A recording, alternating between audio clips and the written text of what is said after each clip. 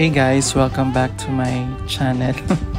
And so guys, ngayon try natin ang most expensive tofu na natikman ko. So this is almost 400 plus. Kasama nata dyan yung service charge. So mapapansin nyo is tofu lang tsaka rice yung in-order ko kasi medyo pricey dito sa Vietnamese restaurant sa Shangrila Manila. So try natin. Thank you. Bye-bye.